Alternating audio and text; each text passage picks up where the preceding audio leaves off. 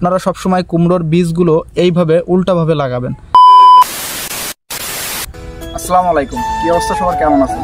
তো আপনারা যারা বাড়ি থেকে শাকসবজি চাষ করবেন, আসলে অনেক নিয়ম আছে, নিয়ম কারণ আছে শাকসবজি চাষ করার। তারা জানেন না যে কীভাবে শাকসবজি চাষ করতে হবে। তো ক্যামেরাটা দিকে একটু আগাই নিয়ে আসো।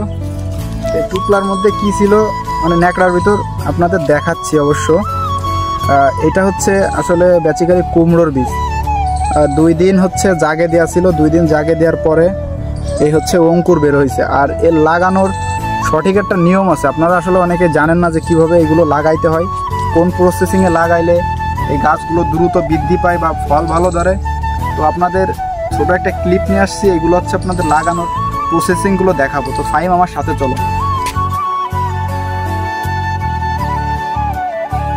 তো আপনারা জানেন যে আমি 4-5 দিন আগে একটা ভিডিও দিয়েছিলাম, যারা আমার ক্লিপগুলো দেখছেন ভিডিওর তারা একমাত্র বুঝতে পারবেন। তো আসলে এগুলো হচ্ছে মাটি প্রস্তুত করে রাখছিলাম 4-5 দিন আগে জৈব সার দিয়ে, আর এখন এগুলো পুরো কমপ্লিট। আর এই যে বীজও হয়ে গেছে। আজকে আপনাদের ছোটো একটা টিপস দিতে চাই যে এই মিষ্টি কুমড়ার গাছ কীভাবে লাগাইলে আপনারা গাছগুলো সুন্দরভাবে হবে এবং দ্রুত বাড়বে, ফল দিবে। তো আসেন দেখাই আপনাদের। কুমড়োর বীজ আপনারা কখনো, ক্যামেরাটা একটু আগায় নিয়ে আসো, কখন এইভাবে লাগাবেন না। দেখতে পারতেছে, ক্যামেরাটা একটু জুম করো। কখনো এইভাবে আপনারা লাগাবেন না, কারণ এইভাবে লাগাইলে হচ্ছে কুমড়োর গাছগুলো কখনো হবে না। আপনারা সবসময় কুমড়োর বীজগুলো এইভাবে উল্টাভাবে লাগাবেন, তাহলে হচ্ছে আপনার এইখান দিয়ে গাছটা ফেটে বের হবে। আর যদি এইভাবে লাগান তাহলে হচ্ছে আপনার গাছগুলো হবে না। আপনাদের আমি সঠিক নিয়মটা হচ্ছে দেখাই দিছি। কখনো যদি বাসায় কুমড়ো গাছ লাগান তাহলে হচ্ছে এইভাবে লাগাবেন, এই যে এইভাবে লাগাবেন। ক্যামেরাটা দিয়ে ঘুরাই নিয়ে আসো ফাইম, এইভাবে লাগাবেন, ঠিক আছে? এইভাবে কখনো লাগাবেন না। তো আশা করি আপনারা বুঝতে পারছেন, ভিডিওটা ভালো লাগবে, দেখতে থাকুন।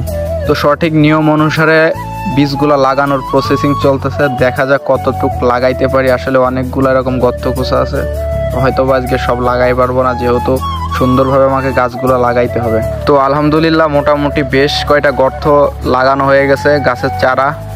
আর এখন হচ্ছে যেটা করতে হবে আমাকে, সেটা হচ্ছে এই পাশটা যেহেতু মানুষ যাতায়াত করে, তো আমার এর জন্য চিহ্ন দেওয়ার জন্য এই পাটকেটি দিয়ে একটা ঘিরে দেওয়ার বিধি ব্যবস্থা করতে হবে, নাহলে দেখা যাচ্ছে মানুষ পাড়াইলে এই গাছগুলা আর হবে না।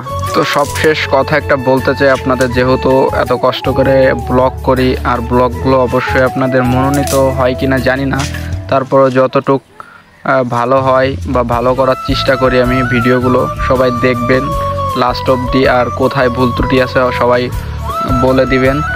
আর ভিডিওগুলো ভালো লাগলে অবশ্যই কমেন্ট করবেন, কমেন্ট করলে হচ্ছে আমার ভিউগুলো একটু বেশি হয়। তো সবাই ভালো থাকবেন, সুস্থ থাকবেন।